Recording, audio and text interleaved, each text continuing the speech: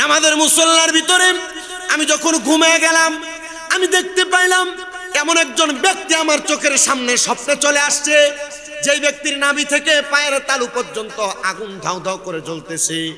আর একজন ব্যক্তিকে দেখলাম যার নাভি থেকে মাথার তালু পর্যন্ত তার শরীরটা বড় সুন্দর দেখা যায়।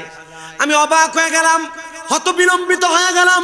আমি প্রশ্ন করলাম, এমন অবস্থা কেন? কি কারণে আপনার এমন অবস্থা? তিনি আমার জবাব দেন, অন্য কোনো কারণ না, এটার কারণ হলো আমার দুইটা সন্তান, যে দুইটা সন্তান আমি আব্বাজানকে কবরের মধ্যে আযাবে শিকার করাইতেছি।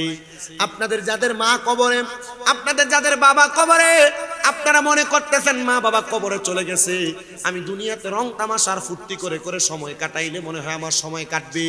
না না না, সন্তানের এমন কোনো অপকর্ম করবে না যে অপকর্মের কারণে তার মা বাবা কবরে আযাবের শিকার হবে। আপনি সন্তান হইয়া দুনিয়াতে যদি কোনো অপকর্ম করেন, ওই অপকর্মের কারণে আপনার মা বাবা কবরে আযাবের শিকার হবে। আল্লাহ কয়, বান্দারে তোমরা আমি আল্লাহর নিয়ামতের শুকর আদায় করো যদি তোমরা আমি আল্লাহর ইবাদত করো। আল্লাহর দোহাই লাগে জবাব দেন, আমরা নামাজ রোজা হজ যাকাত দান সদকা যত রকমের ইবাদত, এই সব ইবাদত করি আমরা একজনের জন্য, তিনি কি? ওই আল্লাহরে খুশি করার জন্য ডান হাত তুলা জোরে ডাক দিয়া বলেন আল্লাহ। জবানটা খুলা দুইটা হাত তুলা পড়েন ইয়া রাসূলুল্লাহ। আরেকটু মুহাব্বতের আওয়াজে বলেন না ইয়া ওলি আল্লাহ। বাজানো হে আমার এই বিবাড়িয়া নাসিরপুর চৌরাস্তা মোড়ে জান্নাতের বাগানের ভাই বাবারা, বন্ধুরা, পর্দার অন্তরালের আমার মা বোনেরা, যেহেতু জবানের মালিক আমার আল্লাহ, আল্লাহর দেওয়া জবান দিয়া মুহাব্বতের আওয়াজে আমরা আল্লাহ তাআলার কালামে হাকিমের তেলাওয়াত করব, যেন আপনার আল্লাহ আমার আল্লাহ আপনার আমার জীবনের সব গুনাহগুলা মাফ কইরা দেয়। আমার মদিনার কামলিওয়ালা দয়াল নবী রাহমাতুল লিল আলামিন নবী বলে, উম্মত আমার, দুনিয়ার জমিনে আল্লাহর কোনো বান্দা যদি আমার আল্লাহ তাআলার কালামে হাকিম কোরআন তেলাওয়াত করে, আমার আল্লাহ তাআলা দুনিয়া এবং আখেরাতে ওই উম্মতে মুহাম্মদীর 10টা নিয়ামত প্রদান করে। জোরে কোন সুবহানাল্লাহ। সাহাবাই কেরাম আমার নবীরে ডাক দিয়া বলে, ইয়া রাসূলুল্লাহ, নবী গো, ও দয়ার নবী, মায়ার নবী, রাহমাতুল লিল আলামিন নবী, আপনার কাছে জানতে চাই আমার আল্লাহ তাআলা আপনার উম্মত কোরআন তেলাওয়াত করলে কোন 10টা নিয়ামত দান করে? বাজান রে আমার, আপনার এলাকার বহু মানুষ হার্ট অ্যাটাক স্ট্রোক করে মারা যায়, ঢাকা মেডিকেল ল্যাবেট বড় বড় হসপিটালের মধ্যে যখন নিয়ে যাওয়া হয়, ওই মানুষটাকে আইসিইউর মধ্যে ঢুকাইলে সর্বনিম্ন 10,000 থেকে 1,25,000 টাকা পর্যন্ত খরচ হয়। আমার আল্লাহর কোরআন যদি সব সময় আল্লাহর কোনো বান্দা তেলাওয়াত করে রে, আমার আল্লাহ তাআলা ওই বান্দার 1 নম্বরে হায়াত বাড়ায়া দেয়। জোরে কোন সুবহানাল্লাহ। আমার নবী বলে, উম্মত, শুধু হায়াত বাড়ায়া দেয় না রে উম্মত, 2 নম্বর আল্লাহর কোরআন যারা তেলাওয়াত করবে, আমার আল্লাহ তাআলা ওই বান্দার অভাব অনটন দূর কইরা রিজিকের ফয়সালা কইরা দেয়। 3 নাম্বার, ওই কোরআন তেলাওয়াতকারী বান্দা যদি কোনো বিপদের মধ্যে থাকে, আমার আল্লাহ তাআলা ওই বান্দাটারে বিপদ থেকে উদ্ধার কইরা দেয়। আর 4 নাম্বার, ওই বান্দা দুনিয়ার জমিনের মধ্যে যদি কোনো কঠিন রোগে আক্রান্ত থাকে, আমার আল্লাহ পাক রব্বুল আলামিন ওই বান্দাটারে কঠিন রোগ থেকে শেফা দান কইরা দেয়। সাহাবীরা বলে, নবী গো, আপনার কাছে জানতে চাই, আপনি নবী বলেন না আপনার উম্মতে মুহাম্মদী আর কোন কোন নিয়ামত পাবে? আমার নবী বলে, উম্মত আমার, দুনিয়ার জমিন থেকে একটা উম্মতে মুহাম্মদী আল্লাহর বান্দা রাসূলের উম্মত সবচাইতে বেশি চাহিদা হইল সে যখন মারা যাবে যেন ঈমান নিয়ে মরতে পারে। আল্লাহর কোরআন যেই বান্দাটা বেশি বেশি তেলাওয়াত করবে, আমার আল্লাহ ওই বান্দাটারে ঈমানের সাথে মরণ দান করবে। বলেন সুবহানাল্লাহ। এই জন্য আমি আপনাদের সবার কাছে বলবো, বাকি 5টা নিয়ামত আমার আলোচনার ধারাবাহিকতায়, যেহেতু কোরআন তেলাওয়াতের এত ফজিলত, এত সম্মান, এত মর্যাদা, আমরা মুহাব্বতের আওয়াজে আল্লাহ তাআলার কালামে হাকিমের তেলাওয়াত করব আর পড়ব। আউযু বিল্লাহি মিনাশ শাইতানির রাজিম বিবারাকাতি বিসমিল্লাহির রাহমানির রাহিম ওয়ালা تكونوا كالذين نسوا الله فأنساهم أنفسهم أولئك هم الفاسقون لا يستوي أصحاب النار وأصحاب الجنة أصحاب الجنة هم الفائزون وقال تعالى في كلامه المجيد وفي فرقانه الحميد واعبدوا الله ولا تشركوا به شيئا وبالوالدين إحسانا وقال في حديث الشريف عن أسماء بنت يزيد أنها سمعت رسول الله صلى الله عليه وسلم قد جاء من بني سلمة فقال يا رسول الله هل بقي من بر أبوي شيء أبرهما به بعد موتهما قال نعم الصلاة عليهما والاستغفار لهما وإنفاذ أحدهما وصلة الرحم التي لا توصل إلا بهما وإكرام صديقهما أو كما قال عليه الصلاة والسلام وقال في حديث الشريف عن أنس بن مالك رضي الله تعالى عنه قال سمعت رسول الله صلى الله عليه وسلم إن من أشرط الساعات أن يرفع العلم ويكثر الزهل ويكثر الزنا ويكثر شرب الخمر ويقل الرجال ويكثر النساء حتى يكون ل50 امرأة القيم الواحد متفق عليه أو كما قال عليه الصلاة والسلام وقال في شان حبيبه ومحبوبه ومعشوقه مخبرا وآمرا إن الله وملائكته يصلون على النبي يا أيها الذين آمنوا صلوا عليه وسلموا تسليما اللهم صل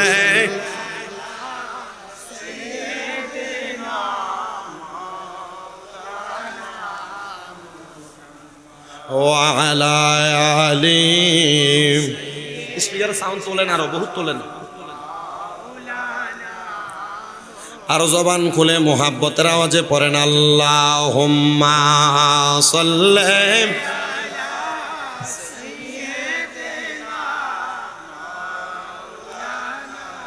মুহাম্মাদ ওয়া আলা আলি সাইয়্যিদিনা দয়াল নবীজির ফসিনা মুবারক মেশকের চাইতে আরো সুগ্রান সাহাবীরা আতর রূপে করতেন জাগাবে আর আল্লাহুম্মা সাল্লি মাওলানা মুহাম্মদ ওয়া আলা আলি সাইয়্যিদিনা ও গো আল্লাহর হাবিবুল্লাহ আপনার নাহি তুলনা আপনার নূরের পরশ লেগে ইয়াসরিব হইল মদিনা আল্লাহুম্মা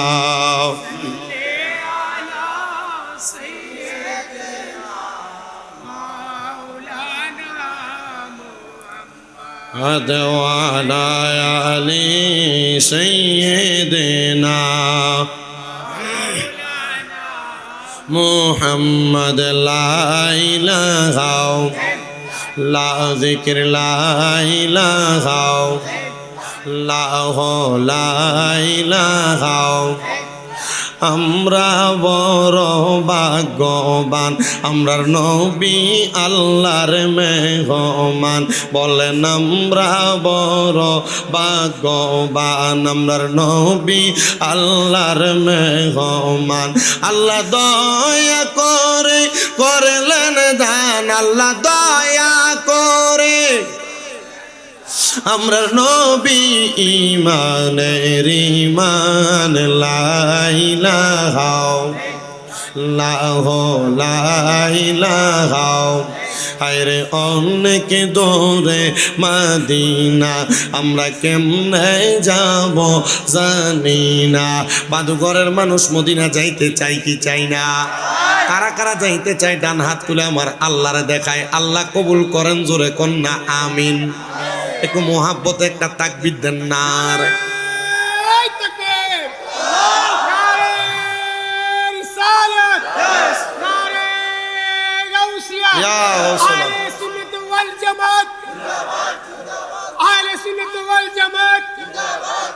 আপনারা কি আসলে মদিনা যাইতে চান?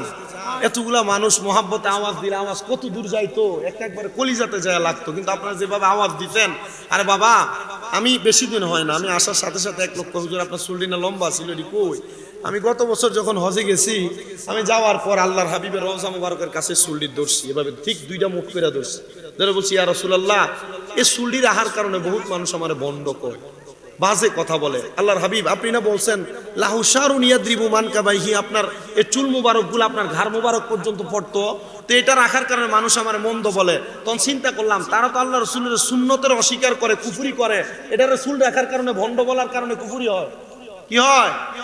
কুফরি হয়। কুফরি করে তাই কাফের হয়ে যায়, নিজেও জানে না। লম্বা চুল আল্লাহরে ভণ্ড কয়, এ কুফরি করে, জানে না। তবে আমাদের কিছু খাসিয়তের পরিবর্তনের দরকার আছে, ঠিক না?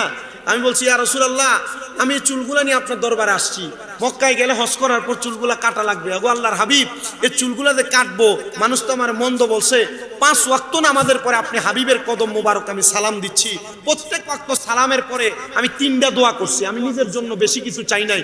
1 নাম্বার দোয়া, ইয়া রাসূলুল্লাহ, অযোগ্য মানুষ কোনোদিন মদিনায় আসার মতো তৌফিক হবে কিনা জানি না, তবে আপনি অল্প বয়সে যেহেতু আপনার রওজা পাকে আনছেন, ইয়া রাসূলুল্লাহ আপনি বারবার আপনার রওজাতে আসার তৌফিক আমার দিয়েন। 2 নাম্বার, ওগো নবী, আমার আম্মা আব্বা এখনো বেঁচে আছে, আমার মা বা ভাই নিয়ে যেন আমি একবার মদিনায় আসতে পারি, আপনি সেই তৌফিক আমার দিয়েন। 3 নাম্বার, আল্লাহর হাবিব মাহফিলের মধ্যে গেলে বহু নবীর প্রেমিকদেরকে নিয়ে আপনি নবীর প্রতি দুরূদ শরীফ আদায় করি, আপনি তাদেরকেও মরণের আগে একবার আপনার রওজায় সালাম দেওয়ার তৌফিক দিয়েন। আল্লাহর কসম করে বলি, আমি সেম দোয়াটা আল্লাহর কাবা ঘরের গিলাফ ধরেও করছি, আপনারা যেন মদিনায় যাইতে পারেন। কেন?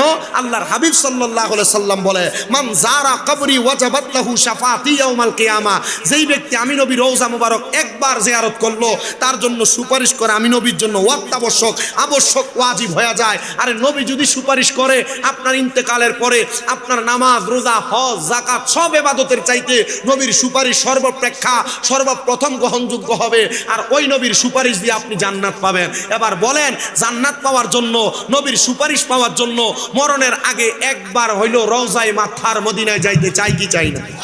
মোহাব্বতে কোন চাই কি চাই না? যদি মদিনায় যাইতে চান আব্বাজি, আপনাদের সবার কাছে আবদার, একটু মোহাব্বতে জবাব দিয়েন, আপনারা মোহাব্বতে আওয়াজ দিয়েন। বলে হুজুর কারণ কি? কারণ আপনি মোহাব্বতে বললে আমার কাছে ওয়াজের স্পিড আসবে, স্পিড আসবে। একটু মোহাব্বতে বলেন, আমরা মদিনা যাইতে চাই কি চাই না? যারা যারা যাইতেছে একটু মোহাব্বতে আপনারা পড়েন, দয়াল আল্লাহ দয়া করেন, দয়া রেন নসিবি করেন মদিনা, লা ইলাহা হো লা ইলাহা লা ইলাহা ইল্লাল্লাহু মুহাম্মাদুর রাসূলুল্লাহ সাল্লাল্লাহু আলাইহি ওয়াসাল্লাম। আসেন আমার বাবা ভাইরা বন্ধুরা, আমরা যেহেতু আল্লাহ তাআলা লা ইলাহা ইল্লাল্লাহ জিকির পড়লাম, আমরা একটু মুহাব্বতে জীবনের গুনাহগুলো মাফ করানোর আশায় আমার আল্লাহ তাআলার ইসমে জাতের জিকিরের পাশাপাশি আমরা একটু আউলিয়া কেরামের শান এবং গুণকীর্তন আদায় করব, যেন আপনার আল্লাহ, আমার আল্লাহ তাআলা আপনার আমার জীবনের গুনাহগুলো মাফ করে দেয়। মুহাব্বতের আওয়াজে জবান খুলে উচ্চ কণ্ঠে আল্লাহ তাআলার জিকিরে মশগুল হয়ে যান। আল্লাহ আল্লাহ আল্লাহ আল্লাহ আল্লাহ আল্লাহ আল্লাহ আল্লাহ। জবানটা খুইলা আল্লাহ ডাকলে শরম নাই। আল্লাহ আল্লাহ আল্লাহ আল্লাহ নবী ছাড়া বান্ধব কেহ না হাইরে মুমিন ভাই নবী ছাড়াই আমরার বান্ধব কেহ নাই মারহাবা আল্লাহ আল্লাহ আল্লাহ নবী ছাড়া বান্ধব কেহ না হাইরে মুমিন ভাই নবী ছাড়া বান্ধব কেহ নাই মারহাবা আল্লাহ আল্লাহ নবী মাতৃ গর্বে আসিয়া পিতা হারা হইয়া এতিম রূপে আসলে নেই ধরাই মারহাবা নবী মাতৃ গর্বে আসিয়া পিতা হারা হইয়া এতিম রূপে আসলে নেই ধরাই পবিত্র ওই মুখে দুধ খাইলেন যার বউকে ধন্য হইল বিবি হালিমা হাইরে মুমিন ভাই নবী ছাড়া বান্ধব কেহ নাই মারহাবা আল্লাহ আল্লাহ আল্লাহ আল্লাহ নবী দুনিয়াতে আসিয়া সাজদার মধ্যে পড়িয়া উম্মত বলে কান্দে বারে বার মারহাবা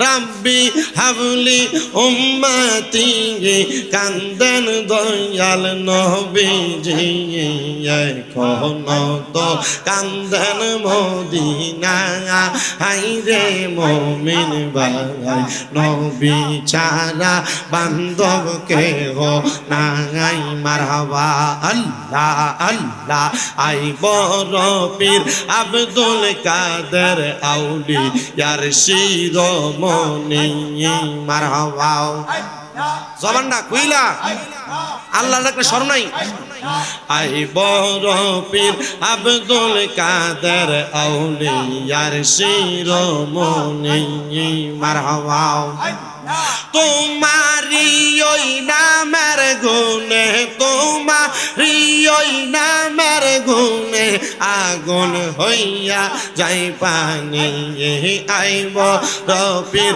আব্দুল কাদের আউলিয়ার শিরোমণি মারহাবা আল্লাহ আল্লাহ রমজান মাসের পয়লা দিনে আসলা ববেতে কোন কিছু কর নাই প্রাণ রোজা রাখছ বলে মারহাবা আল্লাহ আল্লাহ মুর্দা কলব জিন্দা কর মুর্দা কলব জিন্দা কর ও গো গাউসে সামদানি আই বড় পীর আব্দুল কাদের আউলিয়ার শিরোমণি মারহাবা আল্লাহ আল্লাহ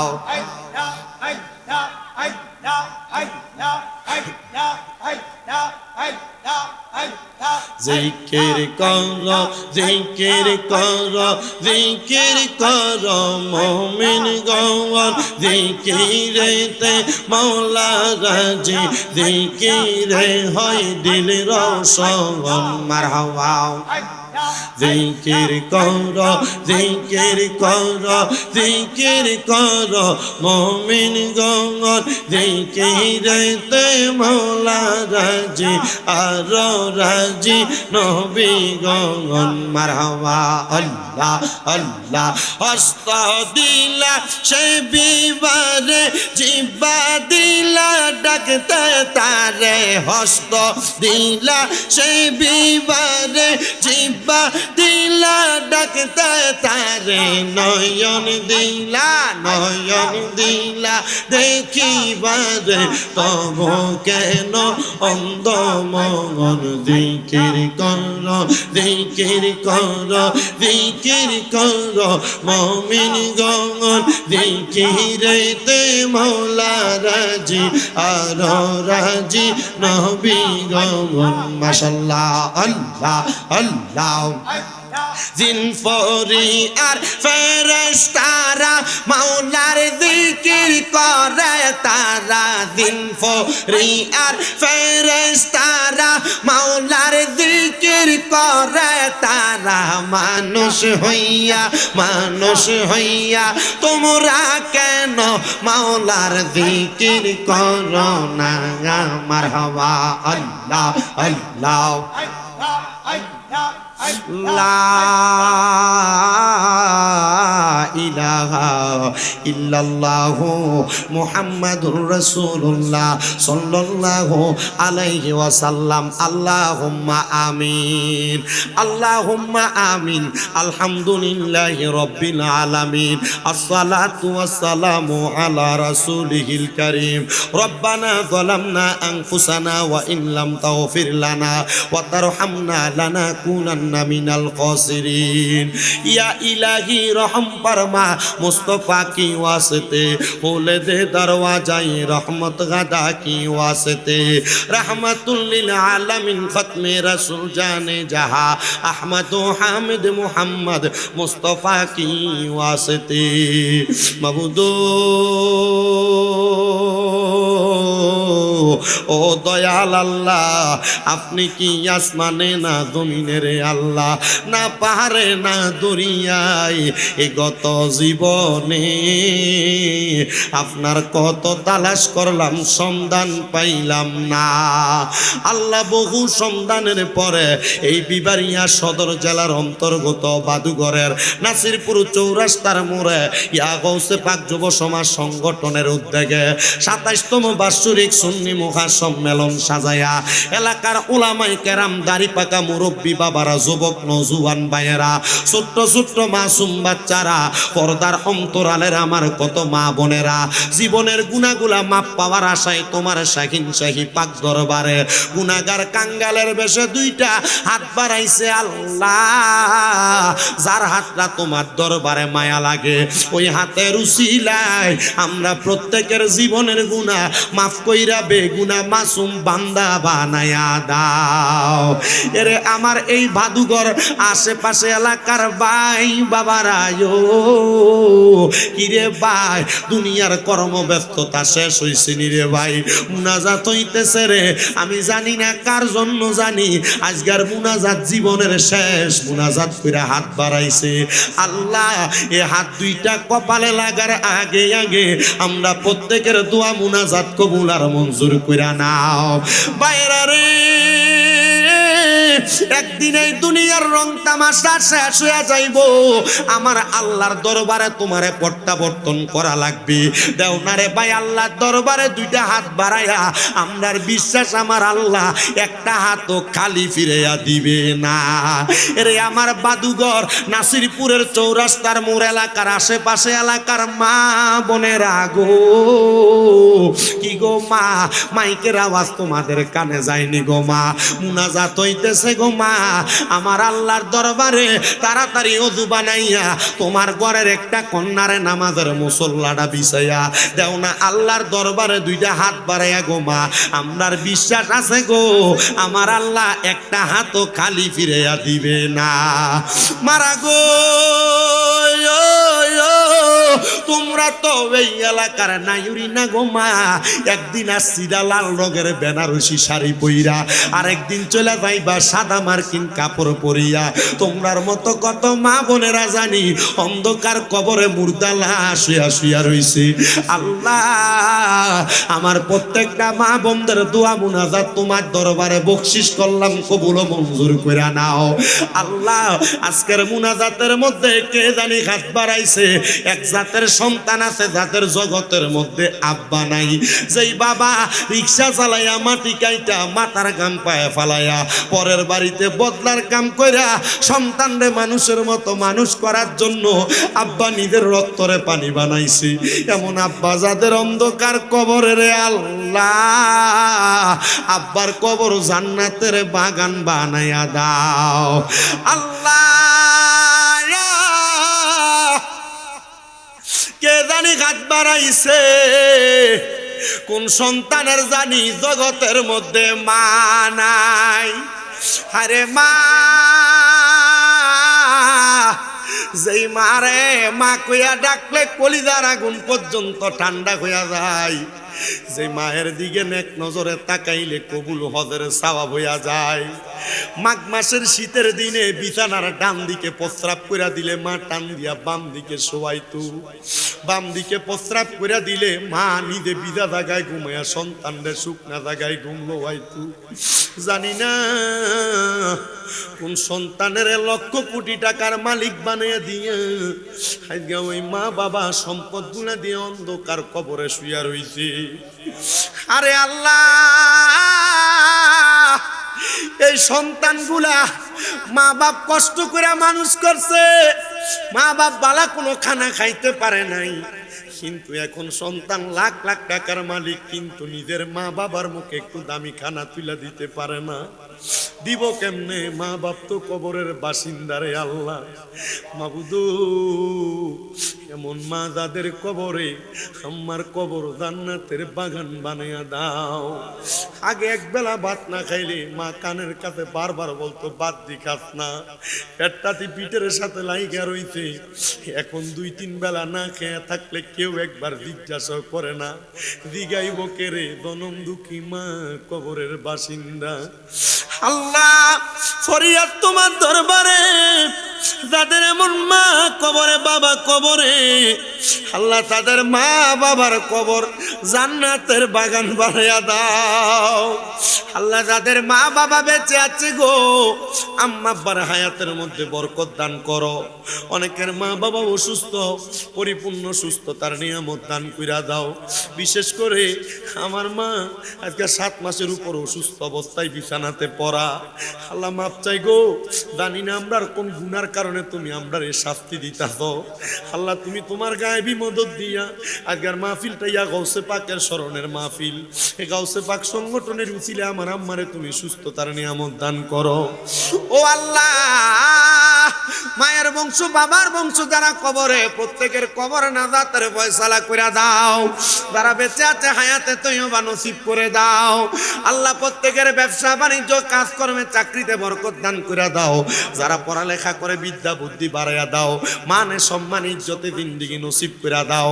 আল্লাহ বিশেষ করে অনেক প্রবাসী ভাইয়েরা বিদেশ থেকে দোয়া চায়, আমার প্রবাসীদের খাস দোয়াগুলা তোমার দরবারে কবুল ও মঞ্জুর করে নাও। বিশেষ করে ইয়া গাউসে পাক যুব সমাজ সংগঠনের যে ভাইয়েরা টাকা দিয়া, পয়সা দিয়া, শ্রম দিয়া, বুদ্ধি দিয়া, পরামর্শ দিয়া, মাইক দিয়া, লাইট দিয়া, প্যান্ডেল দিয়া, মিডিয়ার ভাইয়েরা সহ সম্মানিত শ্রোতা মণ্ডলী, পুরুষেরা, মা বোনেরা, আল্লাহ প্রত্যেকের মুনাজাত তোমার দরবারে কবুল ও মঞ্জুর করে নাও। দয়াল রে, ফরিয়াদ তোমার দরবারে রে আল্লাহ। মাহফিলের সেক্রেটারি সাহেব অসুস্থ, অ্যাক্সিডেন্ট করছে, তার জন্য দোয়া চাওয়া হয়েছে। আল্লাহ ওনারও তুমি সুস্থতার নিয়ামত দান করে দাও।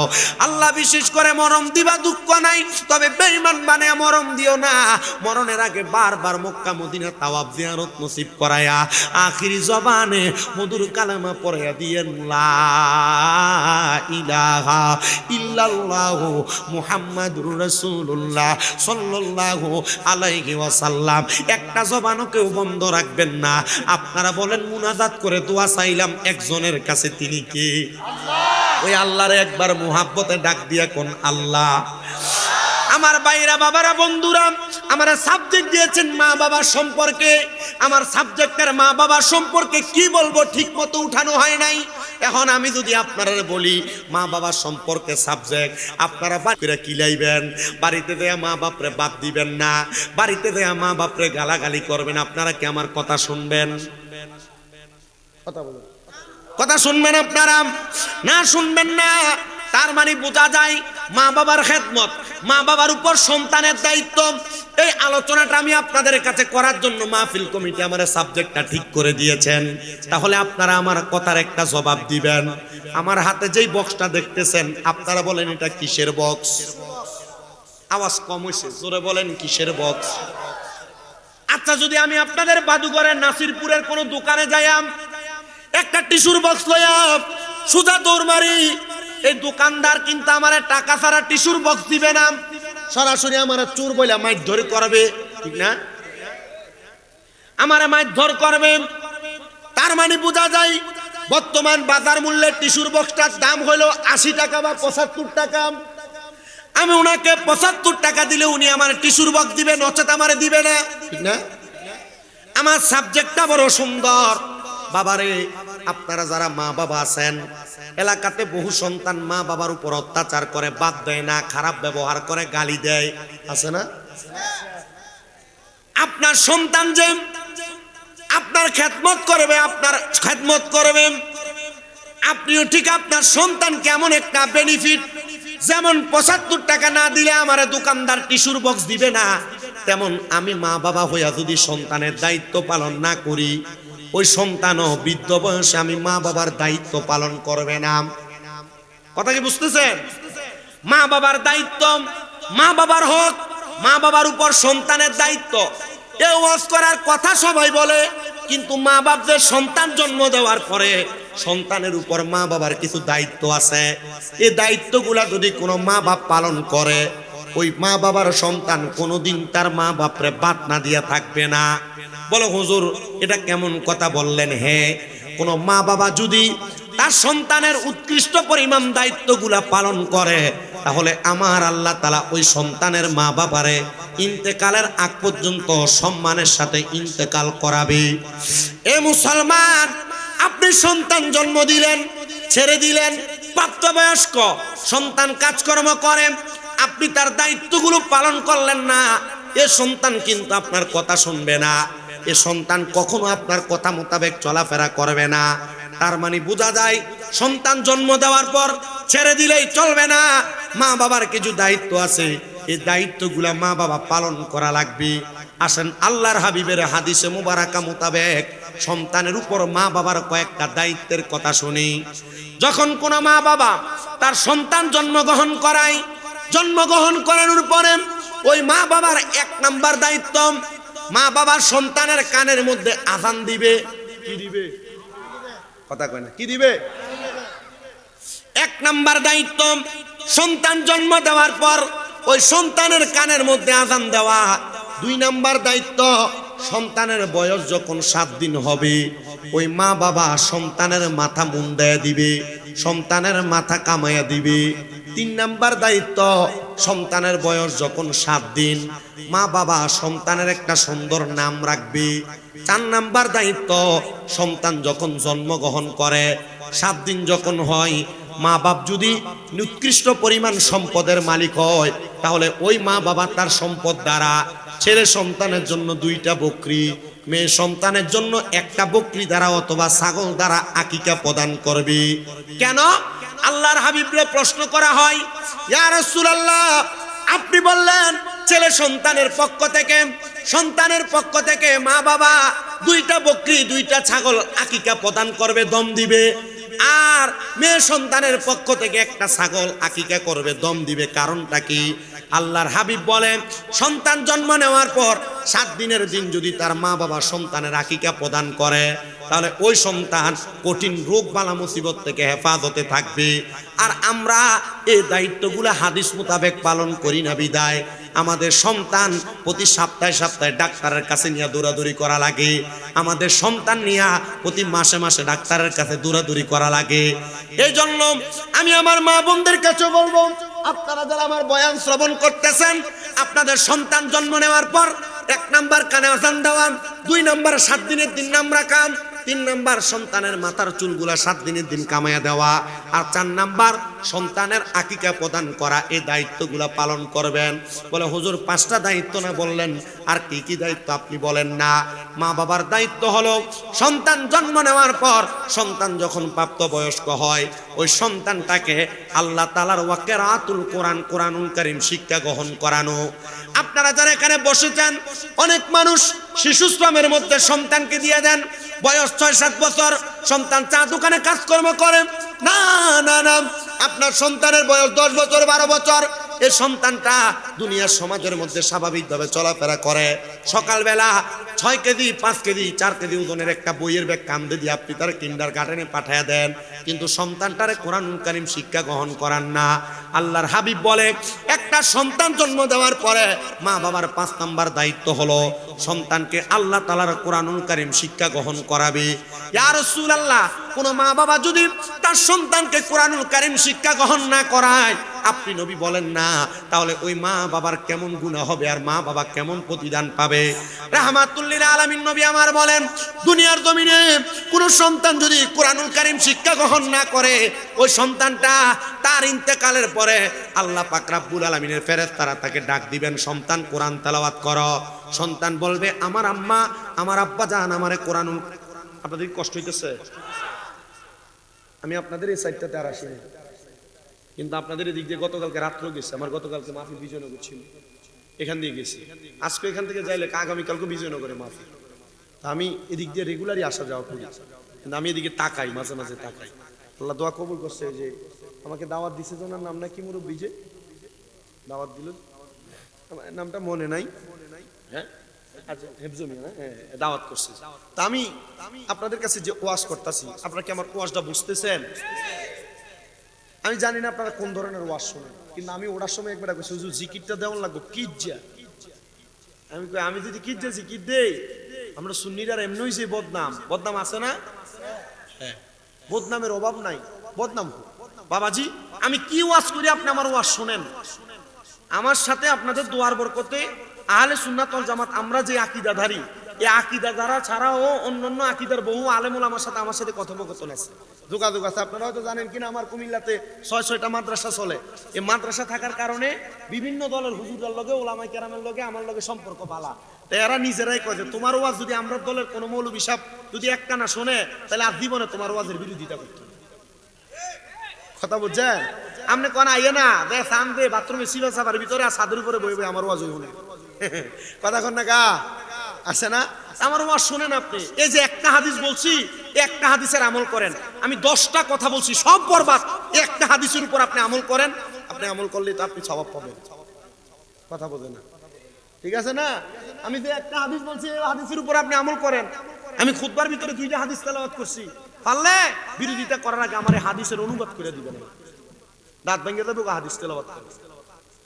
আমাদেরকে কুমিল্লা আলিয়া মাদ্রাসায় কামেলের যখন আমাদেরকে ফাইনাল ইয়ারের ফেকার যখন আমাদেরকে সবক দেয় আমাদের উস্তাদ, এবং আপনাদের ব্রাহ্মণবাড়িয়ার সন্তান যিনি আল্লামা আব্দুল মতিন রহমতুল্লাহ আলাইহি, হুজুর ইন্তেকাল করছে। আমি আমারে হাত দিয়ে আমি হুজুরের গোসল দিছি, আমি আমার উস্তাদের গোসল দিছি। হুজুরের ইন্তেকালের অসুস্থ হওয়ার বাক শেষ 17 দিন আমি হুজুরকে অনেক সোহবতে পাইছি, আমি হুজুরের সোহবতে থাকছি। হুজুর আমারও বলছে, আব্বাজি এখনকার যুগের ওয়াজ মাহফিলের মঞ্চটা একবার হাসি তামাশার মঞ্চ হয়ে গেছে। চেষ্টা করবা প্রত্যেক মাহফিলে 1-2টা সুন্নতের আমল অথবা 1-2টা হাদিসের আমল মানুষকে শিখিয়ে দিয়ে আসতা। এগুলো যদি শিখিয়ে দিয়ে আসো, তাহলে মানুষ এগুলোর উপর আমল করবে। তুমি বাচ্চা যাইবা, আল্লাহ তাআলা তোমারে আটকাবে না। তবে আমি আপনাদের কাছে যে বইলা দিয়া যায়, আপনারা যদি না শুনেন, তাহলে আমাদের কি এই হেদায়েতের রাস্তা খুঁজে পাওয়া কি সহজ হবে না কঠিন হবে? কঠিন হয়ে যাবে। এজন্য আমরা যা ওয়াজ করব, আমরা তার উপর আমল করব। দরকার আছে না নাই? তবে আপনাদেরকে আমরা একটা সতর্কবাণী দিচ্ছি। আমরা সুন্নিদেরকে অনেকে বাউল আর ফাউল বলেছে, তাই না? আমরা সুন্নিরা আমাদের জায়গা থেকে একটা বক্তব্য স্পষ্ট করে দিছি। এই যে কিছুদিন আগে বাউল আবুল সরকার কত সুন্দর করে দেখেন যে কইতেছে যে আল্লাহ কি এক মুখে কত রকমের কথা কয়, আল্লাহর গুয়া কোনটা মাথা কোনটা খুঁজে পাওয়া যায় না। আমরা কইছি যে এটা মুনাফেক আর বেঈমান, এটা জবানের ভিতরে আল্লাহ ঠাড়া ফালাক আর নচেত আমি বাংলাদেশের যিনি প্রধান উপদেষ্টা ডক্টর মোহাম্মদ ইউনূসের কাছে একটা আবদার জানাইছি বারবার, আপনি যেহেতু প্রশাসনের মাধ্যমে আবুল সরকার অ্যারেস্ট করাইছেন, এক কইছে কুল আউযু বিরাব্বিন নাস মালিকিন নাস ইলাহিন নাস মিন শাররিল ওয়াসওয়াসিল খান্নাস আল্লাযী ইউওয়াসউইসু ফি সুদুরিন নাস মিনাল জিন্নাতি ওয়ান নাস। আল্লাহ বলে সূরা নাসের সব জায়গায় নাসার কথা কইছে। আমি বলছিলাম এমন একটা বাউল নামের ফাউল রে ধরে জিব্বা কাইটা দেন, তাহলে আর কোনো বাউল কখনো কোরআনুল কারীমের আয়াত নিয়ে বাজে মন্তব্য করবে না।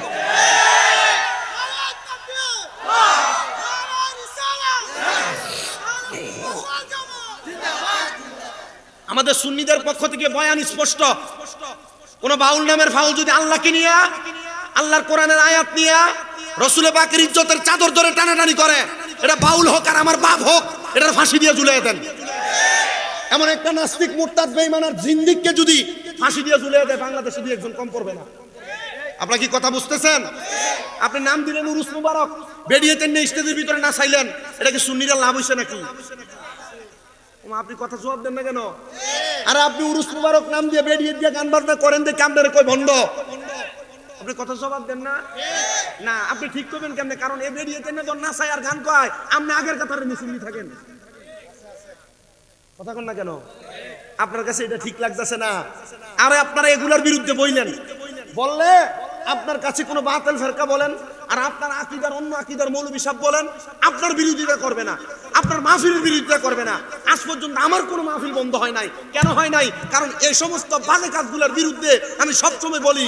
আর কারণ কি বলবো না কেন? আহলে সুন্নাত ওয়াল জামাতের আকীদার ওলামায়ে কেরাম সহ পীর মাশায়েখের উরুস মুবারক গুলারে এই বেরিয়ে দিয়ে গান বাজনা করে নষ্ট করে ফেলছে। করে নাই? যদি এটা সেমা হইতো মাইনা নিতাম। সেমার ব্যাপারে আলাদা বিষয়, কথা কয় না কেন? সেমার ব্যাপারে কি বিষয়? এটা তো সেমা না। সেমা যে ব্যক্তি করবে তার অবস্থা থাকবে, হালত থাকবে একরকম। আর হে গান কয়, হে গান দেখাই স্টেজে না উঠলে এর গলা তাই লইয়া গেল। আব্বাজি আছে না? রেজবি তো কথা কইেন। আদিল্লাহ তো সেমার ভিতরে কত সুন্দর করে দলিল দিয়ে গেছে আল্লাহ মারির বিষয় তা আপনি হেডি দিয়ে জবাব দেন নাকি লেগা? বাউলটি আইন না দড়ি বাইন্দা রাখবেন, জুতা দিয়ে ফিরে বেরিয়ে।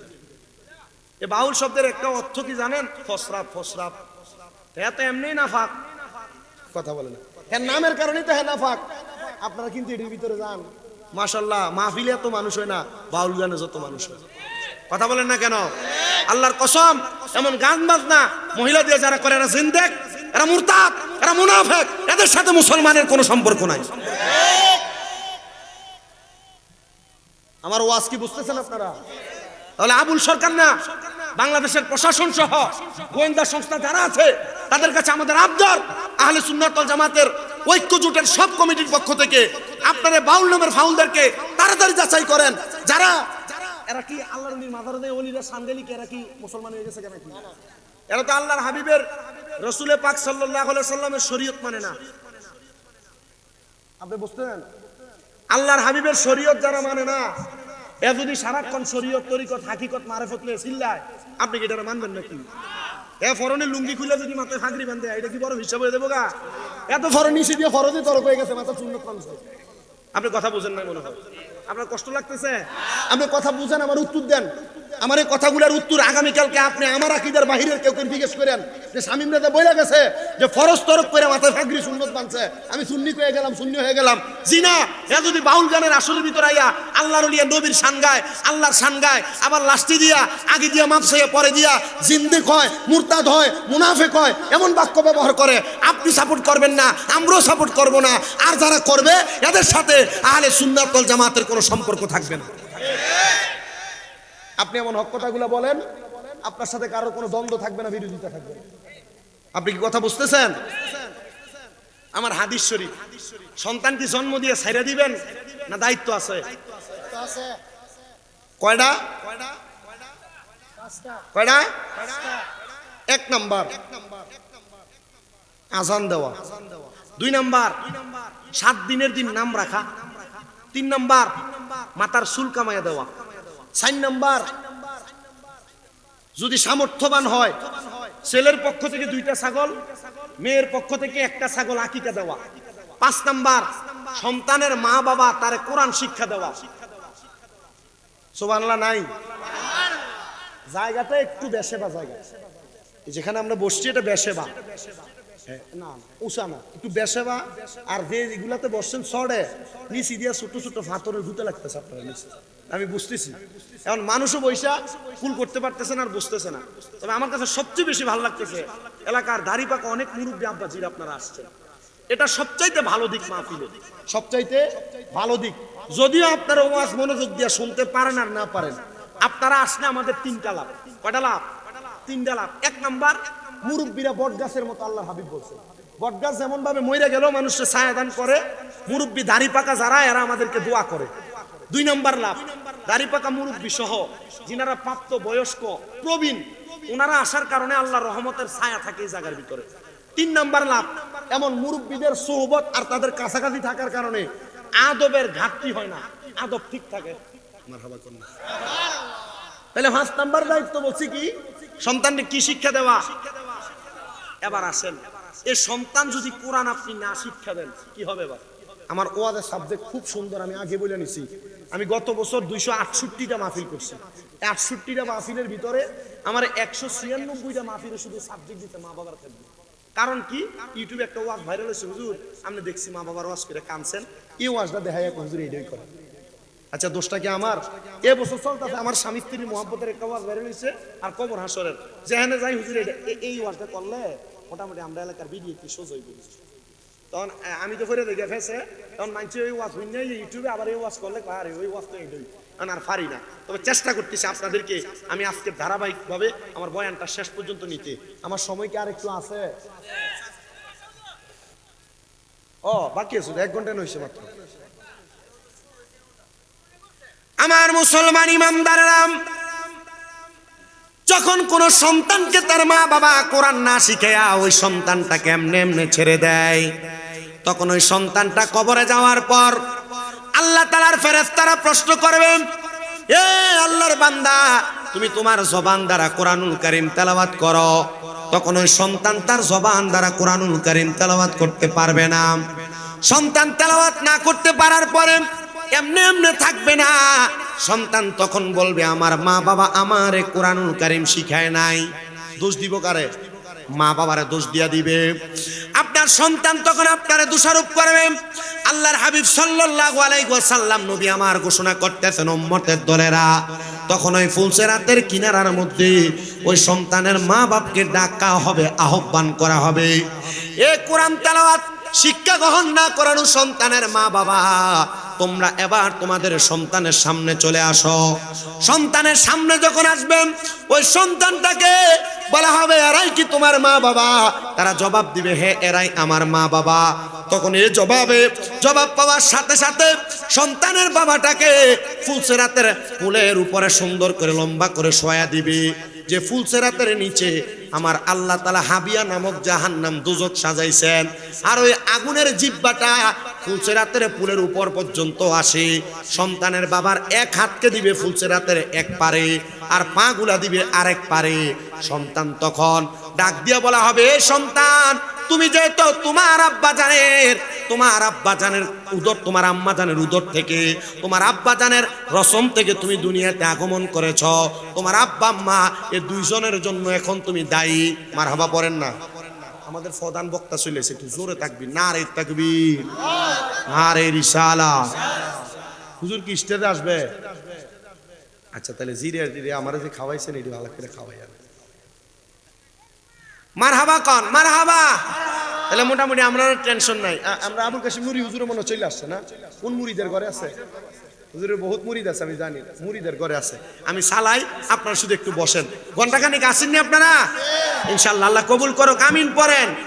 আল্লাহর হাবিব মুহাম্মদুর রাসূলুল্লাহ সাল্লাল্লাহু আলাইহি ওয়াসাল্লাম নবী আমার বলেন, উম্মত ওই সন্তানের মা বাপকে ডাকার পরে সন্তানের বাবাকে ফুলসেরাতের ফুল বানানো হবে। বাবার হাতগুলো থাকবে একবারে পাগুলা থাকবে আরেক পারে। যেই সন্তান আপনার গায়ের সাথে একবার পাও লাগলে আপনারা দুইবার তিনবার সালাম করে, রহমতের নবী বলেন তখন ওই সন্তানকে বলা হবে তুমি তোমার আব্বা জানের বুকের মধ্যে পাড়া দিয়া ফুলসিরাতটা পার হও। চিন্তা করে দেখেন কাল ময়দানে মাশরে আপনার সন্তান আপনার বুকের মধ্যে পাড়া দিয়া ফুলসিরাত পার হইতে চাইবে। ইয়া রাসূলুল্লাহ, ইয়া হাবিবাল্লাহ, নবী আপনার কাছে জানতে চায় তখন কি ওই মা বাবার কোনো কিছু করার থাকবে না? নবী আমার বলে না না না, সন্তান যদি প্রাপ্তবয়স্ক হওয়ার পরে নিজ দায়িত্বে কোরআনুল কারীম না শিক্ষা গ্রহণ করে, সন্তান তার আব্বাজানের বুকে পাড়া দেওয়ার সাথে সাথে ওই সন্তান এবং তার আব্বাজান তারা দুইজন একসাথে জাহান্নামের হাবিয়ার মধ্যে অকল গহ্বরে পড়ে যাবে। ইয়া রাসূলুল্লাহ, তার মানে বুঝতে পারলাম আপনি আমাদেরকে বলতেছেন আমরা যেন আমাদের সন্তানকে কোরআনুল কারীম শিক্ষা দেয়। আল্লাহর হাবিব বলে এই পাঁচটা দায়িত্ব যদি কোনো মা বাবা তার সন্তানের উপর লালন পালন করে দায়িত্বগুলো পালন করে, তাহলে ওই সন্তান কোনোদিন তার মা বাবার দায়িত্ব অবহেলা করবে না। আল্লাহর হাবিব বলেন দুনিয়ার জমিনে কোনো সন্তান প্রাপ্তবয়স্ক হওয়ার পরে ওই সন্তানের উপর মা বাবার উপর যে দায়িত্বগুলো পতিত হয়, এর মধ্যে সন্তানের মা বাবা বৃদ্ধ হওয়ার পর সন্তান তার মা বাবার ভরণ পোষণের দায়িত্ব নিবে, চিকিৎসার দায়িত্ব নিবে, মা বাবার সাথে সুন্দর আচরণ করে খেদমতের ব্যবস্থা করবে এবং মা বাবাকে দুনিয়াতে এমনভাবে পরিচালনা করবে যেমনভাবে বাগানের একটা ফুলকে পরিচর্যা করা হয়। ইয়া রাসূলুল্লাহ, বুঝতে পারলাম তাহলে আপনি নবী বলেন না এমন পরিচর্যার কারণে আমার আল্লাহ তাআলা বান্দাটারে কেমন নিয়ামত প্রদান করে দেয়। নবী আমার বলেন উম্মত আমার, দুনিয়ার জমিনে কোনো সন্তান যদি তার পিতা মাতার এমন পরিচর্যা করে, আমার আল্লাহ তাআলা ওই সন্তানটারে এমন নিয়ামত দান করে যেই নিয়ামতের কারণে সন্তান বড় ধনী হয়ে যায়, আল্লাহর দরবারে বড় প্রশংসিত বান্দা হয়ে যায়। বলে হুজুর কিভাবে বুঝবো? আল্লাহ তাআলা আরেকজন খাস বন্ধু হযরতে ইসমাইল হাক্কি রহমাতুল্লাহ আলাইহি উনি বলেন আমার একটা কাজ ছিল, আমার কাজ হলো প্রত্যেকদিন ফজরের নামাজের পরবর্তী সময় আমি ইসমাইল হাক্কি আমার মসজিদের মধ্যে বসে বসে আল্লাহ তাআলার দরবারে তাসবিহ জপন করতাম। তো একদিন সারা রাত ইবাদত করার কারণে ফজরের নামাজের পরে আমি তাসবিহ আদায় না করে আমার নামাজের মুসল্লার মধ্যে মাথা ফালে আমি ঘুমায় গেলাম। এমন টাইমে আমি তাকে দেখলাম নামাজের মুসল্লার ভিতরে আমি যখন ঘুমায় গেলাম আমি দেখতে পাইলাম এমন একজন ব্যক্তি আমার চোখের সামনে স্বপ্নে চলে আসছে, যেই ব্যক্তির নাভি থেকে পায়ের তালু পর্যন্ত আগুন ধাউ ধাউ করে জ্বলতেছে। আর একজন ব্যক্তিকে দেখলাম যার নাভি থেকে মাথার তালু পর্যন্ত তার শরীরটা বড় সুন্দর দেখা যায়। আমি অবাক হয়ে গেলাম, হতবিলম্বিত হয়ে গেলাম। আমি প্রশ্ন করলাম এমন অবস্থা কেন, কি কারণে আপনার এমন অবস্থা? তিনি আমার জবাব দেন অন্য কোনো কারণ না, এটার কারণ হলো আমার দুইটা সন্তান, যে দুইটা সন্তান আমি আব্বাজানকে কবরের মধ্যে আযাবের শিকার করাইতেছি। আপনাদের যাদের মা কবরে, আপনাদের যাদের বাবা কবরে, আপনারা মনে করতেছেন মা বাবা কবরে চলে গেছে, আমি দুনিয়াতে রং তামাশার ফুর্তি করে করে সময় কাটাইলে মনে হয় আমার সময় কাটবে। না না না, সন্তানের এমন কোনো অপকর্ম করবে না যে অপকর্মের কারণে তার মা বাবা কবরে আযাবের শিকার হবে। আপনি সন্তান হইয়া দুনিয়াতে যদি কোনো অপকর্ম করেন, ওই অপকর্মের কারণে আপনার মা বাবা কবরে আযাবের শিকার হবে। আল্লাহর হাবিব সাল্লাল্লাহু আলাইহি সাল্লাম ঘোষণা করতেছে দুনিয়ার জমিনে সন্তানের এমন আল্লাহ তাআলা তার মা বাবারে কবরের মধ্যে নাজাত প্রদান করে। ইয়া রাসূলুল্লাহ, তাহলে বুঝতে পারলাম আমরা সন্তানরা ভালো কাজ করলে মা বাবা কবরে ভালো থাকবে, আমরা সন্তানরা দুনিয়াতে ভালো কাজ করলে মা বাবা কবরে ভালো থাকবে, আমরা সন্তানরা দুনিয়াতে খারাপ কাজ করলে মা বাবা কবরে খারাপ থাকবে। ইসমাইল হাক্কি রাহমাতুল্লাহ আলাইহি বলেন আমি স্বপ্ন দেখলাম একজন ব্যক্তির নাভি থেকে পায়ের তালু পর্যন্ত আগুন দাউ দাউ করে জ্বলতেছে, আর নাভি থেকে মাথা পর্যন্ত বড় সুন্দর ভালো দেখা যায়। আমি অবাক দৃষ্টিতে তাকায়া ওনারে প্রশ্ন করলাম, এ আল্লাহর বান্দা আপনার কেন এমন অবস্থা, আপনি একবার আমার জবাব দেন না। আল্লাহর বান্দা বলে অন্য কোনো কারণ না, অন্য কোনো কারণ না, একটাই মাত্র কারণ, আমি দুনিয়াতে সন্তান রেখে আসছি দুইজন সন্তান, তারা একজনের মধ্যে এই দুইজনের মধ্যে একজন হয়ে গেছে আল্লাহ তাআলার কোরআনুল কারীমের হাফেজ, আরেকজন হয়ে গেছে দুনিয়ার জমিনের সবচাইতে নিকৃষ্ট নেশাখোর। ওই সন্তানটার কারণে আমার আল্লাহ তাআলা আমারে কবরের মধ্যে আযাব দিতেছে। ইসমাইল হাক্কি রাহমাতুল্লাহ আলাইহি বলেন আমি বড় অবাক হয়ে গেলাম, হায়রে যে লোকের একটা সন্তান কোরআনে হাফেজ, ওই লোকটা কবরে আযাবের মধ্যে জ্বলতেছে। যে লোকের একটা সন্তান কোরআনে হাফেজ হওয়ার পর আরেকটা সন্তান নেশাখোর হওয়ার কারণে ওই লোকটা কবরের মধ্যে আযাবের শিকার হইতেছে, অর্ধেক শরীর আযাব প্রাপ্ত আর অর্ধেক শরীর ভালো। আমি তালাশ করতে করতে আমি রওনা করে চলে গেলাম। আমি তালাশ করতে লাগলাম, কি আছো বাবা হারা সন্তান, যারা আব্বাজান কবরে, তুমি এক ভাই আল্লাহ তাআলার কোরআনুল কারীম মুখস্থ করেছো, তোমার আরেকটা ভাই নেশার মধ্যে পড়ে আছে, তুমি কি আমার একটু সন্ধান দিতে পারবা? হযরত ইসমাইল হাক্কি রহমতুল্লাহ আলাইহি বলেন, আমি 3 দিন পর্যন্ত তালাশ করার পরে খুঁজে পাইলাম। 2 জন ভাইকে দেখলাম, যে 2 জন ভাইয়ের মধ্যে একজনের নাম হলো হযরত আব্দুল্লাহ, আরেকজনের নাম হলো আব্দুর রহমান। আল্লাহ তাআলার পেয়ারা হাবিব বলে, আমি নবীর কাছে 2টা নাম বড় পছন্দের নাম, একটা আব্দুল্লাহ আর একটা আব্দুর রহমান। ওই সুন্দর পছন্দের নামগুলা সেই বাবা তার সন্তানকে রাখছেন। এবার যে তালাশ করে দেখেন, আব্দুল্লাহ নামক সন্তানটা আল্লাহ তাআলার কোরআনুল কারীম মুখস্থ করে ফেলছেন। আর যে সন্তানের নাম আব্দুর রহমান নামের সন্তানটা সে নেশাগ্রস্ত হয়ে বাড়ি ঘরের আশেপাশে ঘোরাফেরা করে। তালাশ করতেছে, এ কোরআনে হাফেজ সন্তান, তোমার ওই ভাই কোথায়? যেই ভাইটা নেশাগ্রস্ত, নেশা করতে করতে দুনিয়াতে চলাফেরা করে। বলে, আমার ভাই কখন কোথায় থাকে আমরা কেউ তার সন্ধান দিতে পারবো না, তবে একটা সন্ধান আমি আপনাদের কাছে দিতে পারবো। আমার ভাইজানটা যে জায়গার মধ্যে আমার এলাকার বাটিখানা, সেই জায়গার মধ্যে নেশাগ্রস্ত হয়ে হয়ে পুরা থাকে। হযরত ইসমাইল হাক্কি রাহমাতুল্লাহ আলাইহি বলেন, আমি তালাশ করতে করতে মদের বাটিখানার মধ্যে গেলাম, যা দেখলাম বড় সুন্দর চেহারা, নুরানি চেহারাওয়ালা একটা সন্তান সে জায়গার মধ্যে পড়ে আছে। আমি তারে ডাক দিলাম, হে আল্লাহর বান্দা, তুই কি আসছ রে এই জায়গার মধ্যে এখনো পর্যন্ত? নেশার ঘোর কাটা। সে আমার জবাব দেয়, কে গো আপনি? হুজুর, আপনি আমার নেশার ঘোর কাটা অবস্থায় পাইতে চান? যে নেশা না করলে আমার ভালোই লাগে না। আমরা সমাজে এমন অনেক নেশাখোর আছে, নেশা না করলে তার পেটের ভাত হজম হয় না।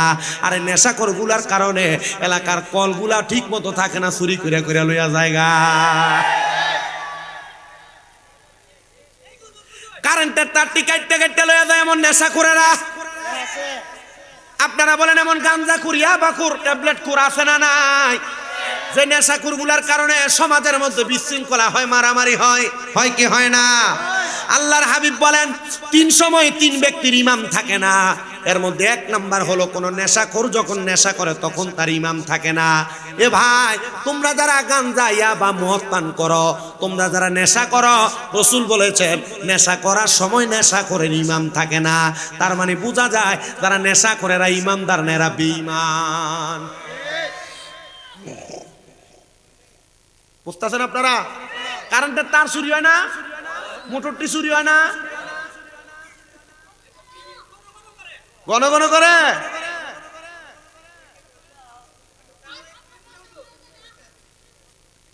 বেশি কথা কয় না, ছোট মানুষ। তাহলে এমন নেশাখোর আছে না নাই? নবী বলছেন 3 সময় 3 ব্যক্তির ইমাম থাকে না। এর মধ্যে নেশাখোর একটা, তার ইমাম থাকে না। 2 নাম্বার, কোন চোর যখন চুরি করে তখন তার ইমাম থাকে না। এ বাবা, যেহেতু ব্রাহ্মণবাড়িয়া সদরের মাহফিল অনেক ব্যবসায়ীরা আমার বয়ান শ্রবণ করতেছেন, আপনারা একটু মনোযোগ দিয়ে শুনবেন। কাউকে যখন ওজনে কম দেন, এটা 1 নাম্বার চুরি। কোনো মাল 10 টাকা কিনে আপনি বলছেন 15 টাকা কিনে, এটা আরেকটা চুরি। একজন্য যারা যারা চুরি করেন, চোর যখন চুরি করে তখন তার ইমাম থাকে না। আল্লাহর হাবিব সাল্লাল্লাহু আলাইহি ওয়াসাল্লাম নবী আমার বলেন, 3 নাম্বার, যখন কোন জিনাখোর জিনা করে, ওই জিনাখোরের জিনা করার সময় ইমাম থাকে না।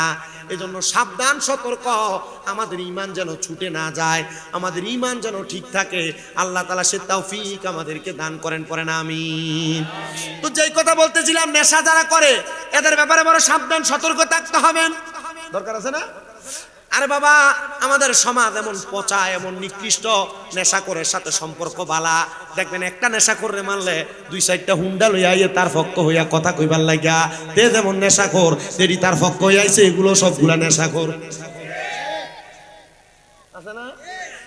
আল্লাহর নবীজির ঘোষণা, আব্দুল ইবনে আব্বাস রাদিয়াল্লাহু তাআলা আনহু থেকে হাদিস বর্ণিত, তিনি বলেন, কোন মানুষ যদি তার শরীরের পেশি শক্তি বাড়ানোর জন্য কোন নেশা করে এবং সন্ত্রাসের সাথে সম্পর্ক রাখে, আল্লাহর হাবিব বলে সে আমাদের দলভুক্ত না। তার মানে কোন মানুষ যদি সন্ত্রাসীর সাথে সম্পর্ক রাখে, কোন মানুষ যদি নেশা করার সাথে সম্পর্ক রাখে, নবী যদি বলে সে আমাদের দলভুক্ত না, তার মানে সে মুসলমানও না। এজন্য কোন নেশা করে এবং সন্ত্রাসের সাথে সম্পর্ক রাখা যাবে। ওয়াজ যদি বুঝেন এখানেই রাখি, আর যদি কোন যে না বুঝছি না, তাহলে যদি সারা রাত পর্যন্ত কোরআন হাদিসের ওয়াজ চলে কোনো কাজ হবে না। আর যদি বলেন হুজুর আমি ওয়াজ বুঝছি, এই জায়গায় শেষ। আমি আপনাদেরকে একটু মনোযোগ দিয়ে শোনার জন্য আহ্বান করছি। বাবা উনি বলেন ওই নেশাকুর সন্তানটারে দেখলাম, এ সন্তান তুমি কি তোমার আব্বা জানকে দেখেছ? সন্তান বলে না, আমার বড় ভাই আমার আব্বা জানকে দেখেছে।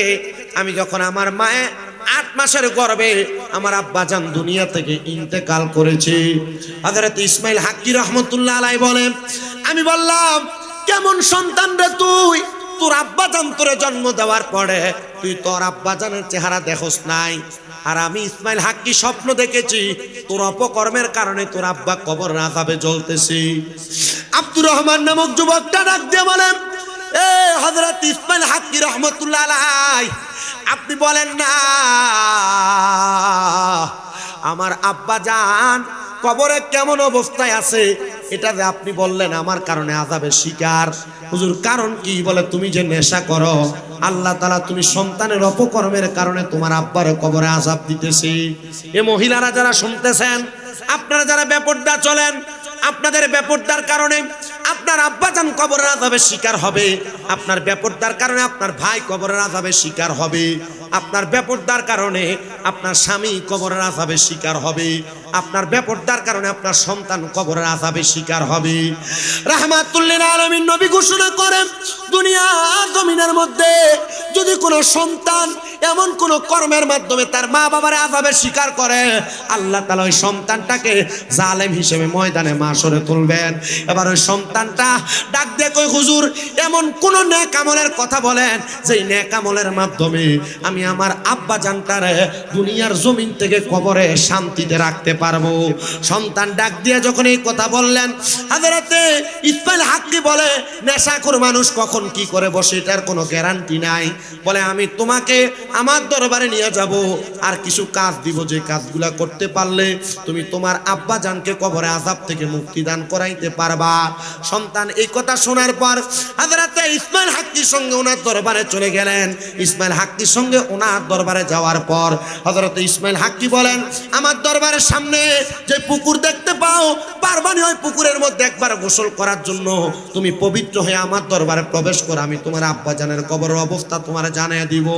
সন্তান বলেন, আমার আব্বা জানের জন্য আমার মনের মধ্যে এমন একটা মায়ার ঢেউ লাগছে, আমি ওই পুকুরের মধ্যে গোসল করে যখন উঠলাম, হুজুর ওনার দরবারে আমার জায়গা দিলেন, আমার 100 দিরহাম দিলেন, আর আমারে বললেন 5 ওয়াক্ত নামাজ আদায় করার জন্য, আর ফজরের নামাজের আগে উইঠা তাহাজ্জুদের নামাজ আদায় করার জন্য। আমি যদি এই ইবাদতগুলো করি, আমার আল্লাহ তাআলা আমার আব্বা জানকে মাফ করে দিবে। আমিও হুজুরের কথা মোতাবেক কথাগুলো শুনে বের হয়ে গেলাম, কিন্তু আমার হাতে যে 100 দিরহাম আছে, এই 100 দিরহামের লোভ আমি ছাড়তে পারলাম না। আমি 100 দিরহাম নিয়ে দৌড়ে মদের বাটিখানার মধ্যে গেলাম নেশা করার জন্য।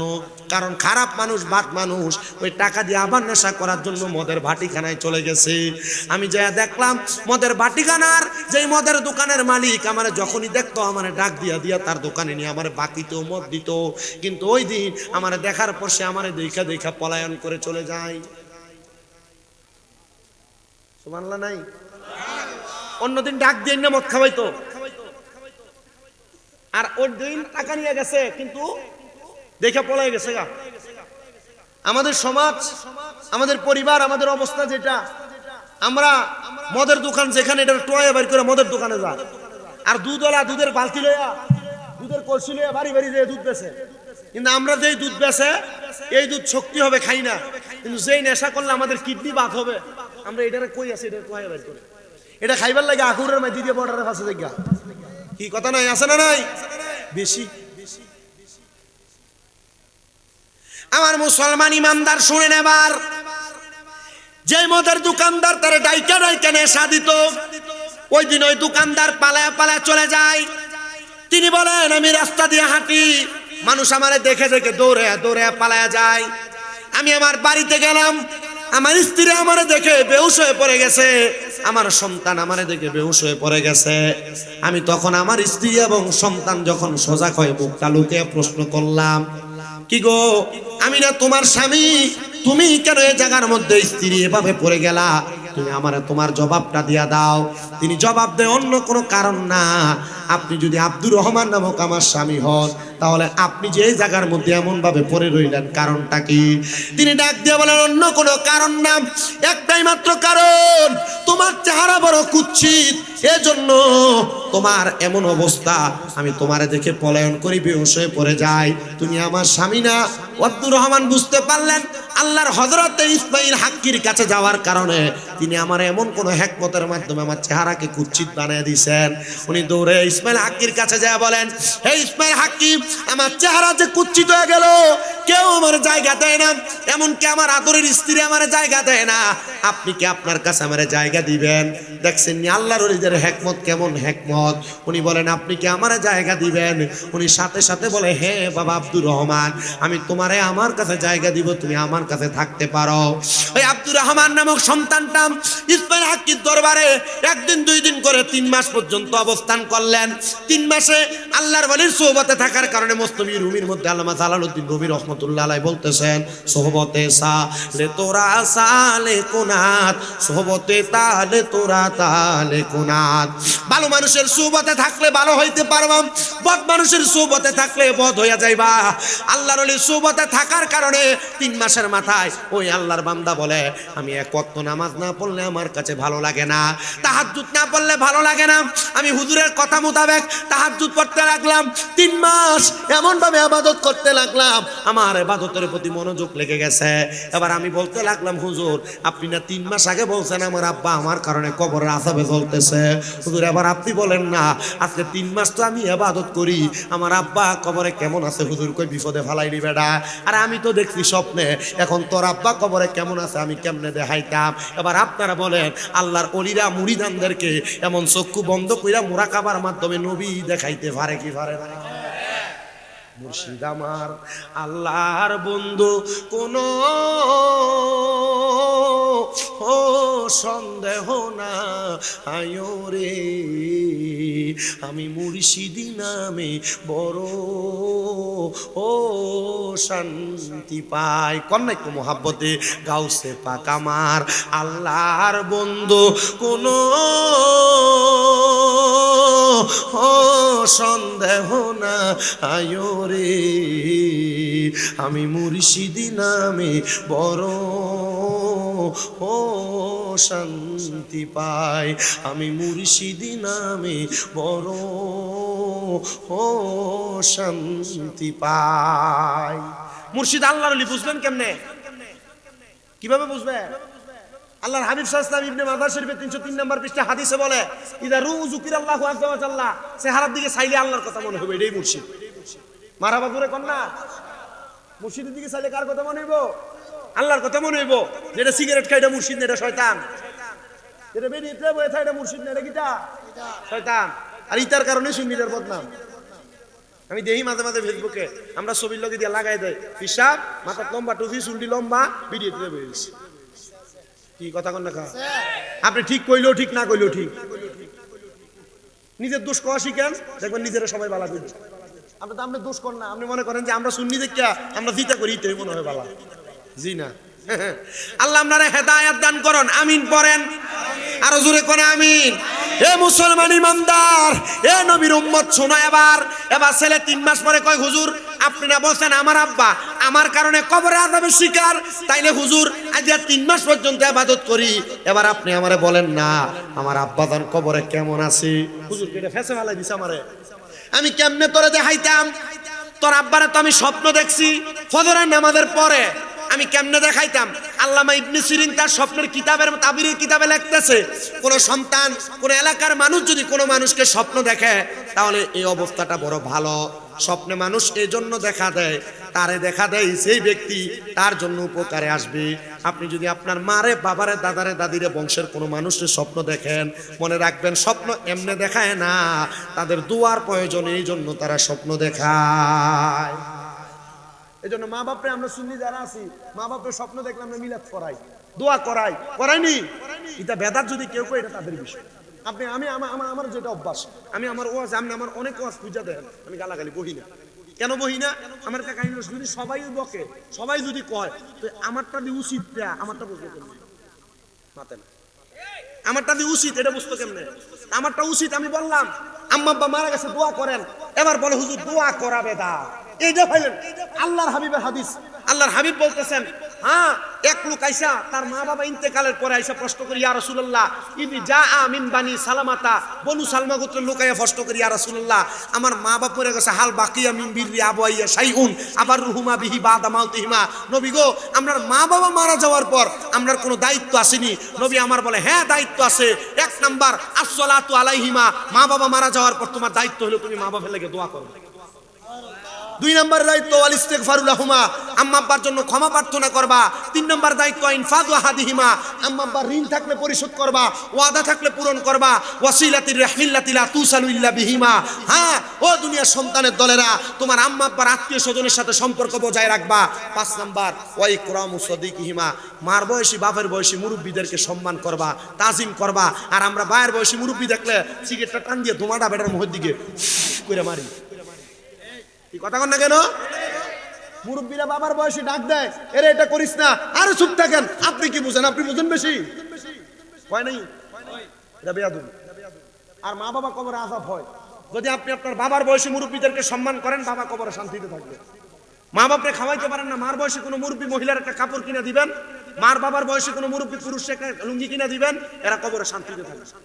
কারণ এদেরকে সম্মান করলে আল্লাহ আপনার মা বাবার কবরে সম্মান দিবে। সুবহানাল্লাহ নাই তো জোরে নিজেও কয় না, আমারও কইতাম না, মোহাব্বতে কোন সুবহানাল্লাহ। এই জন্য আমি আমার সব মুসল্লিদেরকে বলতেছি, আপনারা আর একটু ধৈর্য দিয়ে বয়ানটা শ্রবণ করেন। ছেলে কয় হুজুর আমার বাপ মা কবরে কেমন আছে, এবার আপনি আমারে দেখান। হুজুর কই দেখাইতাম কেমনে?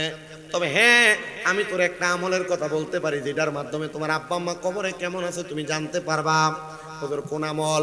বলে আমল হইল আমার আল্লাহ তাআলা ঘোষণা করেছে, ওয়া মিনাল লাইলি ফাতাহাজ্জাদ বিহি নাফিলাতাল লাকা আসা আইয়াবআসাকা রাব্বুকা মাকামাম মাহমুদা। জবান খুলে জোরে জোরে কোন আল্লাহু আকবার।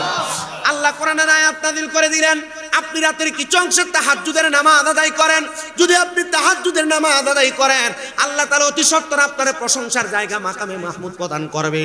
আল্লাহর হাবিব সাল্লাল্লাহু আলাইহি ওয়াসাল্লামের উপর যখন এই আয়াত নাযিল হয়, আম্মা জান আয়েশা সিদ্দিকা রাদিয়াল্লাহু তাআলা আনহা হাদিস বর্ণনা করে তিনি বলেন, আমি দেখলাম আমার নবীজি ওই দিন সারা রাত লাগায় লাগায় 2 রাকাত নামাজ পড়ছে। আমার নবীজি সিজদা এত লম্বা, নবীজি সিজদার মধ্যে পড়ে কান্না করতে করতে আমি তাকায় দেখলাম আমার নবীর চোখ মুবারকগুলো লাল লাল হয়ে গেছে, আমার নবীজির চোখ মুবারক বায়া বায়া পানি পড়তেছে। আমি প্রশ্ন করলাম, ইয়া রাসূলুল্লাহ, ইয়া হাবিবাল্লাহ, আপনি কেন এমন ভাবে কান্না করেন? নবী আমার ডাক দিয়া কয়, আয়েশা রে, আমার আল্লাহ বলছে আমি যদি তাহাজ্জুদের নামাজ পড়ি, আমি নবী যা চাই আমার আল্লাহ তাআলা মাকামে মাহমুদ আমি নবীরে দান করবে। আমি নবী আল্লাহর কাছে দোয়া করেছি, আল্লাহ আমার উম্মত গুনাহগার, আমার উম্মত 5 ওয়াক্ত নামাজের পাশাপাশি তাহাজ্জুদের নামাজ পড়বে, আপনি বলেন না আপনি আমার উম্মতের কি দান করবে? আম্মা জান আয়েশা বলে, ইয়া রাসূলুল্লাহ, আপনার দোয়া আল্লাহ ফিরিয়ে দিবেন, আপনি মুস্তাজাবাতুদ দাওয়াত, আপনি কোন দোয়া করলে আল্লাহ সাথে সাথে দোয়া কবুল করবে। ইয়া রাসূলুল্লাহ, আপনি বলেন না আমার আল্লাহ তাআলা আপনি নবীরে কি উপহার দিয়েছে? নবী আমার কয়, আয়েশা, আমার উম্মত তাহাজ্জুদের নামাজ পড়া যে মহিলার গর্ভে সন্তান নাই, যদি সন্তান চায় আমার আল্লাহ মহিলার সন্তান দান করবে। যার চাকরি নাই চাকরির ব্যবস্থা করে দিবে, বিদেশ যাওয়ার চেষ্টা করে ব্যবস্থা করে দিবে, অসুস্থতা দূর করে দিবে। এবার আপনারা বলেন যে তাহাজ্জুদের নামাজের কারণে আমার আল্লাহ এত নিয়ামত দান করবে, আমরা সে তাহাজ্জুদ নামাজ পড়ার দরকার আছে না নাই? হযরত ইসমাঈল হাক্কি রাহমাতুল্লাহ আলাইহি বলে, বাবা, এ বাবা, আমি তোমার আদেশ করতেছি তুমি তাহাজ্জুদের নামাজ পড়ো। মারহাবা কর। কি নামাজ? ও হুজুর 5 ওয়াক্তই তো পড়ি না, তাহাজ্জুদ কেমনে পড়বো? আল্লাহর কসম করে বলি, সারা বাংলাদেশ ও সারা বিশ্বে যত আল্লাহর ওলি দেখেন, এমন একজনও ওলি নাই যারা তাহাজ্জুদ করে ওলি হইছে না। প্রত্যেক আল্লাহর ওলি জীবনে তাহাজ্জুদের নামাজ আছে। শুধু 5 ওয়াক্ত নামাজ না, আল্লামা ফরিদউদ্দিন আত্তার রহমতুল্লাহ আলাইহি লিখিত একটা কিতাব তাযকিরাতুল আউলিয়া, ওই কিতাবের মধ্যে 288 জন আল্লাহর ওলি জীবনী আছে। এর মধ্যে একজন ছাড়া 287 জন আল্লাহর ওলি সবাই তাহাজ্জুদের নামাজ পড়া পড়া ওলি হইছে। ছেলেরা আদেশ করলেন, যদি তোর আম্মা আব্বা কবরে কেমন আছে জানতে চাস, তাহাজ্জুদের নামাজ পড়। ওই হযরত আব্দুর রহমান নামক ছেলেটা ডাক দিয়ে বলে, আমি তাহাজ্জুদের নামাজের মুসল্লায় দাঁড়ায় গেলাম। একটানা 3 দিন পর্যন্ত তাহাজ্জুদ নামাজ পড়ে পড়ে আল্লাহর দরবারে কান্না করতে লাগলাম। আমি দেখলাম রে, 3য় দিন যখন আমি তাহাজ্জুদ নামাজ পড়ে পড়ে কান্না করলাম, আমি কান্না করার পর হঠাৎ করে দেখলাম সুন্দর সাদা রঙের পোশাক পরা একটা মানুষ আমার সামনে, যার চেহারার মধ্যে থেকে নূরের একটা তাজাল্লি আমার চোখের মধ্যে লাগতেছে। ওই নূরের তাজাল্লি দেখে দেখে আমি আমার চোখ খুলতে পারতেছিলাম না। আমি প্রশ্ন করলাম, আনাংতা আপনি কে গো?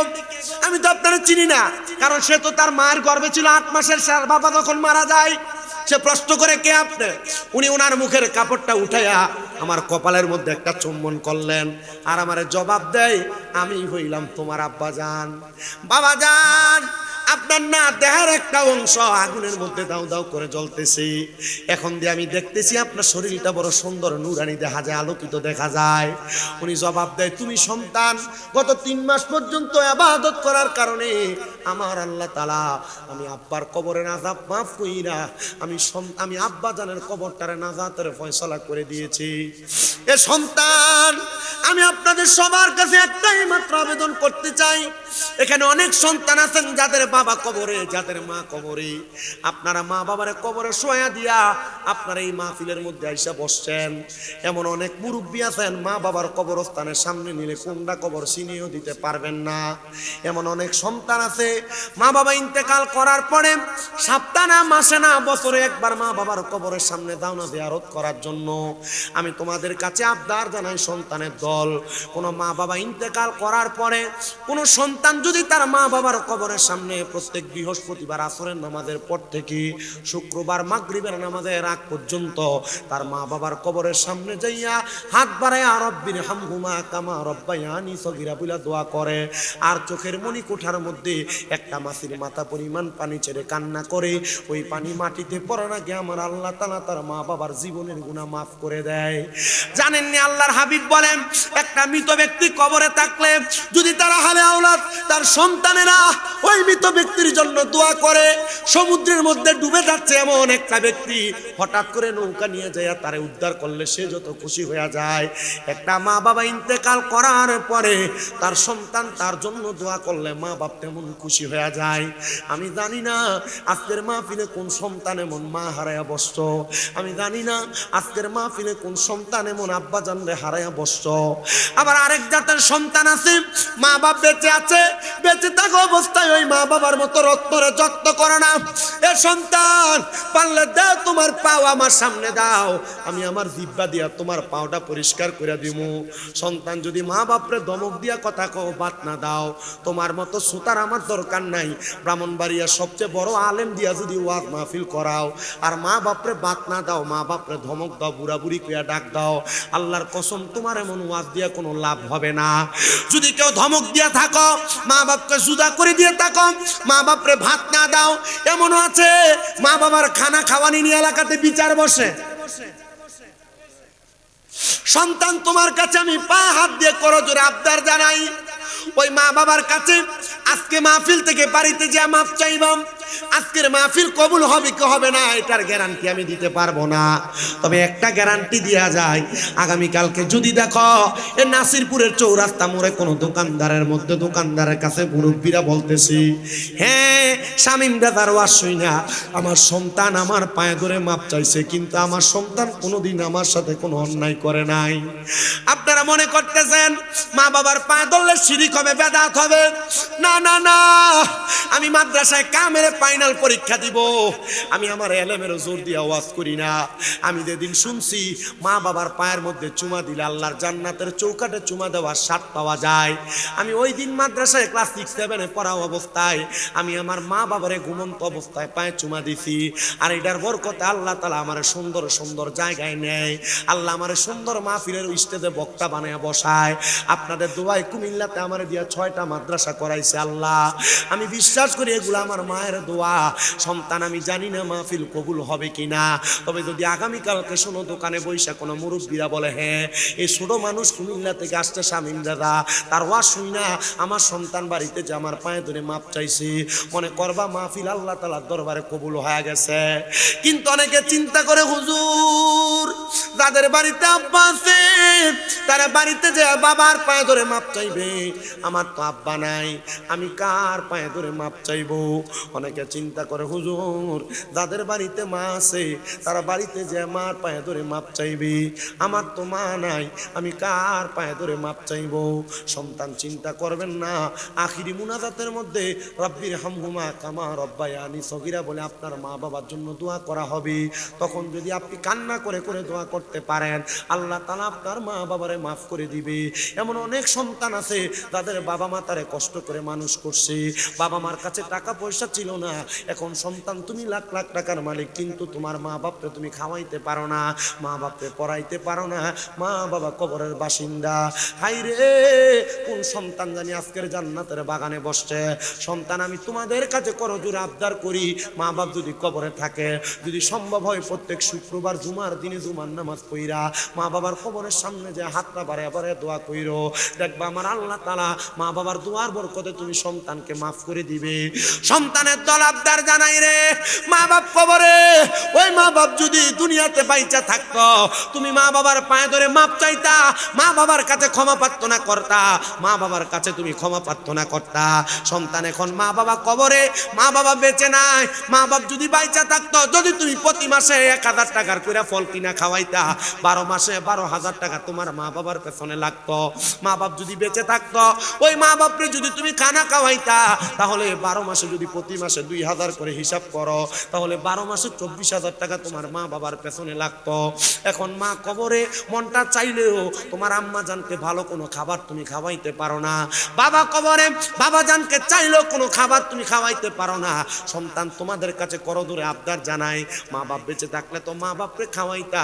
আমি এমন একটা সন্তান চাই বলে হুজুর আমার